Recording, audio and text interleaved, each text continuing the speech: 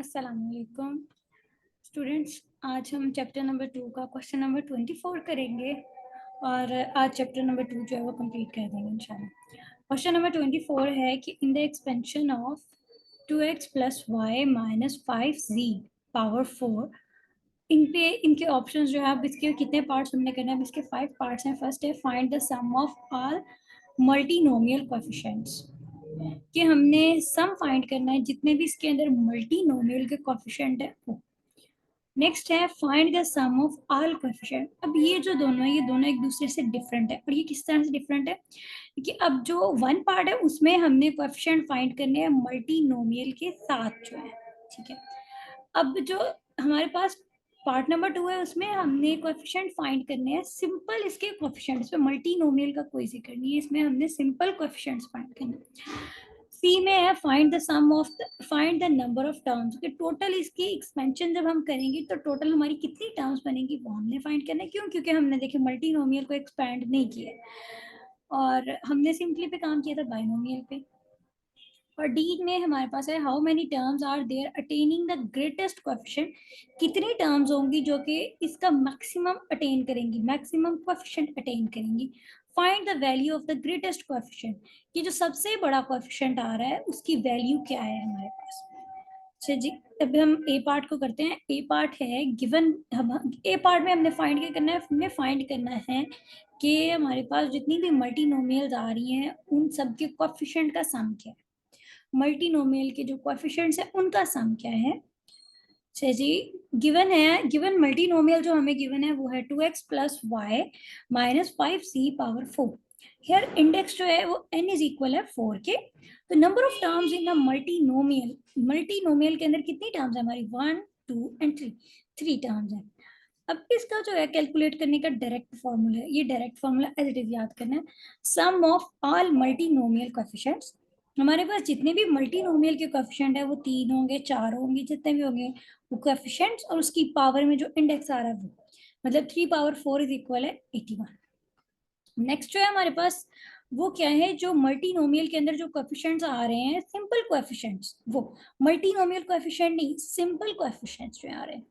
Find the sum of all the coefficients in multinomial, कि multinomial के अंदर जितने भी कोएफिशिएंट्स हैं उनका सम हमने फाइंड करना है। मल्टीनोमियल कोएफिशिएंट्स का नहीं करना है, सिंपल कोएफिशिएंट्स का करना है। Here index n is equal है 4, number of terms in multinomial जो है वो n इज इक्वल है 3। तो सम ऑफ ऑल कोएफिशिएंट्स हमारे पास जितने भी इसके अंदर टर्म्स के साथ जो कोएफिशिएंट्स आ रहे हैं 2 प्लस 1 माइनस 4 माइनस 2 पावर 4 16, तो आपका जो सम आ गया वो क्या आ गया, 16 आ गया।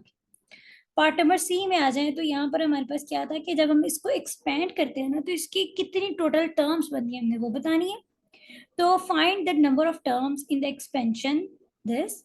हियर द इंडेक्स n जो है वो आपके पास क्या है 4 है, और number of terms in a multinomial m क्या है 3 है। अब इसको कैलकुलेट करने का भी डायरेक्ट फॉर्मूला है n h m h n। तो m plus n minus 1 into 4, 4 plus 3 minus 1 6, ये आपके पास आ गया जी 6c4। ये आप सॉल्व कर सकते हैं। कम्बिनेशन जो है वो आपको कम्बिनेट आती है, ठीक है। कम्बिनेशन का फॉर्मूला भी आता है। कम्बिनेशन का फॉर्मूला मैं एक बार दोबारा से अगर लिख देती हूँ तो आपके पास ये हो जाएगा 6c4, तो 6 फैक्टोरियल 4 फैक्टोरियल, और आपके पास क्या आ जाएगा 2 माइनस 6 माइनस 4 2 फैक्टोरियल आ जाएगा। और इस तरह से आपने इसको सॉल्व कर लेना है 6 माइनस 4 फैक्टोरियल, तो ये आपके पास 15 आंसर आ जाएगा। ये मैं इसको सॉल्व कर देती हूँ, 15 निकाल देती हैं आंसर जी। तो ये हम इसको करेंगे 6 5 इंटू 4 फैक्टोरियल, डिनोमिनेटर में हमारे पास 4 फैक्टोरियल ऑलरेडी है, into 2 factorial, 2 factorial mean 2, 4 4 4 factorial cancel हो गया, ये 2 जो है ये आप जब इससे कैंसिल करोगे 3 3 इंटू 5 15, ठीक है। सिंपली इस तरह से आपने निकाल लेना है। अब आते हैं इसके पार्ट नंबर 4 पे। पार्ट नंबर 4 में हमने फाइंड करना है कि जो इसकी ग्रेटेस्ट कोएफिशिएंट क्या है, मतलब जिसने वैल्यू, जिस इसमें कितने ऐसे कोएफिशिएंट है जो ग्रेटेस्ट वैल्यूज है वो ऑब्टेन करते हैं। How many terms are there attaining the greatest coefficient in the expansion, कि ये जो एक्सपेंशन है हमारे इसके अंदर कितने ऐसे कोएफिशिएंट है जो ग्रेटेस्ट वैल्यू ले रहे हैं। तो इसके लिए भी हमारे पास डायरेक्ट फॉर्मूला होगा, क्योंकि हमने देखिए एक्सपेंशन यहाँ पे नहीं की है। अगर हम एक्सपैंड करते हैं खुद इसको, तो हमें आइडिया होना था कि किस तरह से, क्योंकि अगर हम एक्सपैंड करते हैं वो लेंथी प्रोसीजर होगा, तो उसके लिए हम डायरेक्ट फॉर्मूला यूज कर लेते हैं, वो बेटर है शॉर्ट टाइम में। Here index n is equal है 4, the number of terms in a multinomial m is equal है 3। जो नंबर ऑफ टर्म्स होंगे मल्टीनोमियल में वो 3 है, और इंडेक्स जो है वो आपके पास n is equal है 4। Note that when n is divisible by 4, अब आपने नंबर थ्योरी पढ़ी है, तो n is divisible by 4 means n जो वो टोटली डिवाइड होगा m से, ठीक है। There is only one term with the greatest coefficient। अगर ऐसा है कि n जो है वो टोटली डिवाइड हो रहा है m से, तो यहाँ पर सिर्फ एक ऐसा कोफिशिएंट है जो ग्रेटेस्ट वैल्यू ऑब्टेन कर रहा है। But if n is not divisible by m, लेकिन अगर ऐसा है कि n जो है ना वो डिविजिबल बाय n नहीं है, there are more than one term attaining the greatest coefficient, मतलब कि यहाँ पर एक टर्म से ज्यादा टर्म्स है जो कि ग्रेटेस्ट वैल्यू जो है ना ग्रेटेस्ट कोफिशिएंट अटेन कर रहा है। To find the number of term attaining this maximum coefficient, अब हम number of terms को find करते हैं जो कि maximum coefficient को attain कर रही है, we use the formula। अब इसके लिए जो formula use होगा वो हमारे पास क्या है, MCN, MCR। R आपके पास क्या है, रिमाइंडर है जो कि n डिविजिबल बाय n को डिवाइड करके आएगा m से। अब इसको इंप्लीमेंट करते हैं क्वेश्चन पे। अब हमारे पास देखें, हमारे पास जो प्रोसीजर है उसके अकॉर्डिंग n और m, here n is not divisible by m, so अब यहाँ पर देखिए टोटल नंबर ऑफ टर्म्स हमें मिल गई हैं, वो कितनी है, for the remaining for the reminder we proceed for the reminder. अब हम रिमाइंडर के लिए उसको प्रोसीड करते हैं जी। हमारे पास देखें, यहाँ पर आते हैं, टोटल नंबर ऑफ टर्म्स कितनी आई है, वो हमारे पास आई है 15 नंबर ऑफ टर्म्स आ गई है।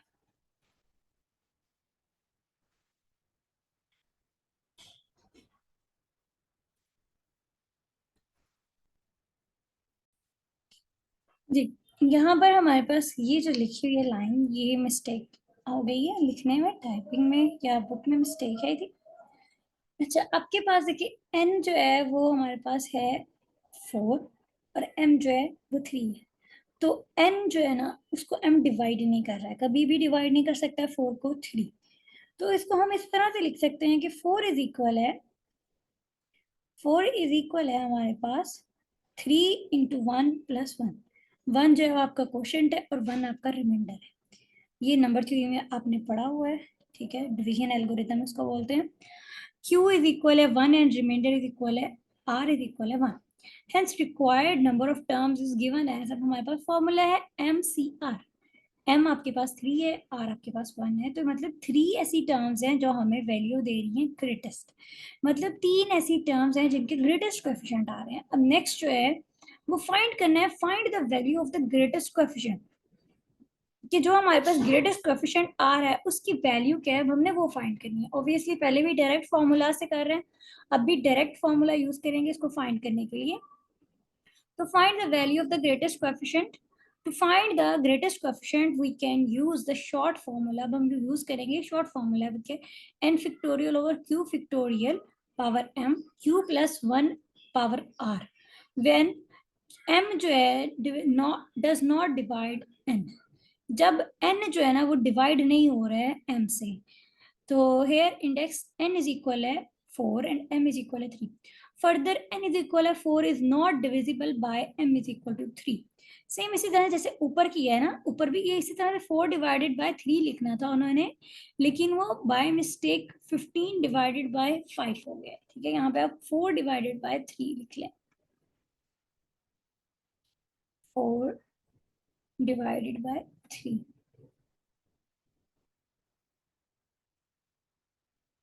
जी, तो 4 इज इक्वल है 3 into 1 + 1, which q is equal है 1 और रिमाइंडर इज इक्वल है r इज इक्वल है 1।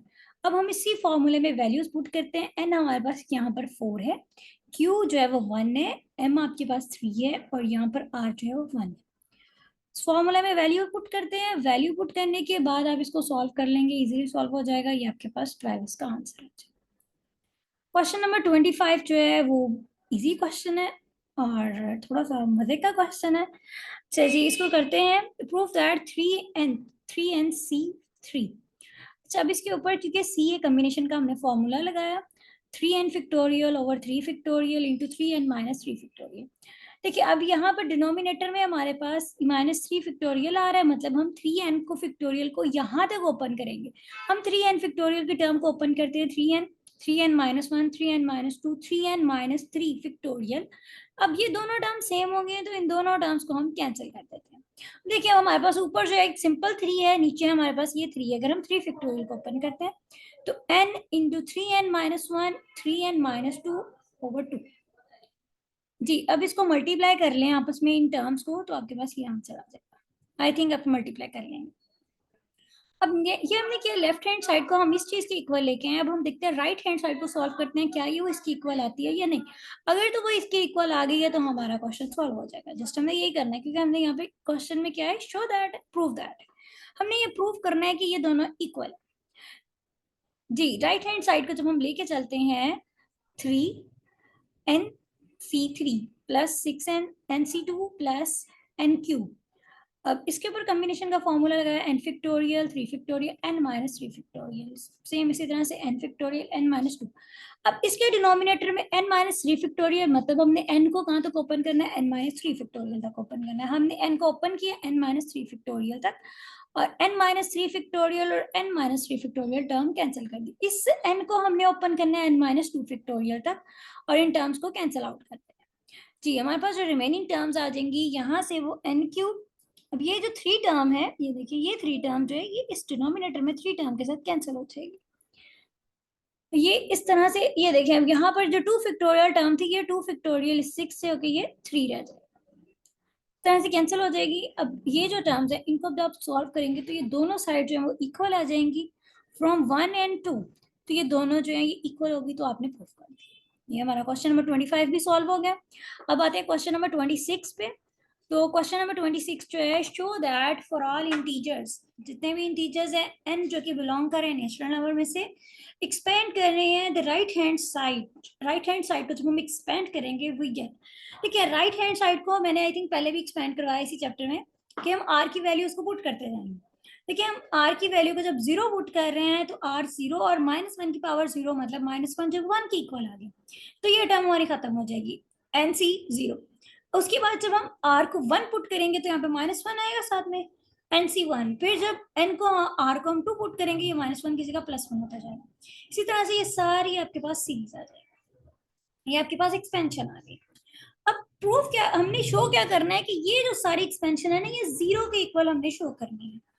तो जी ये एक्सपेंशन हो गई है। अब देखिए इस एक्सपेंशन में इवन टर्म्स भी हैं और टर्म्स भी हैं, और माइनस और प्लस दो चीजें। और टर्म्स के साथ हमेशा माइनस है, क्यों, क्योंकि -1 की पावर जब भी ऑड नंबर आएगा तो माइनस आएगा, जब भी r जब इवन नंबर्स में आएगा तो वो पॉजिटिव हो जाएगा। तो इवन और ऑड को हम सेपरेट करते हैं, nc0 plus nc2 plus nc4 और सो ऑन ncn-1। अब माइनस टर्म्स एक साइड पे हैं, प्लस टर्म्स एक साइड पे। माइनस को जब हमने कॉमन लिया तो ये हमारे पास और टर्म्स ये आ गई। अब हमने पीछे फॉर्मूला पढ़ा था, इवन और ऑड टर्म्स जो है किसके इक्वल होती हैं, जो इनकी लास्ट टर्म्स है इनका सम किस चीज के इक्वल होता है। We know that sum of all even binomial coefficient is equal to the sum of all odd coefficient, and each sum is 2 power n-1। आपके पास जो है ना सम ऑफ ऑल इवन ले लें और ऑड ले लें, ये दोनों जो है ये सम सेम आ जाते हैं, और ये जो सम है ये इक्वल आता है 2 पावर n-1 की। जी तो nc0 और ये हमारी इवन नंबर्स और ऑड टर्म्स नंबर जो है ये सारी की सारी ये आपस में किसके इक्वल है, 2 पावर n-1 की। अब हमने इनकी जगह पे इनकी वैल्यूज पुट कर दी।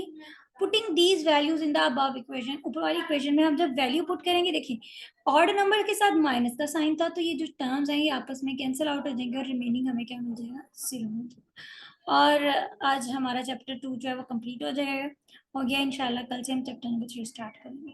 अल्लाह हाफिज।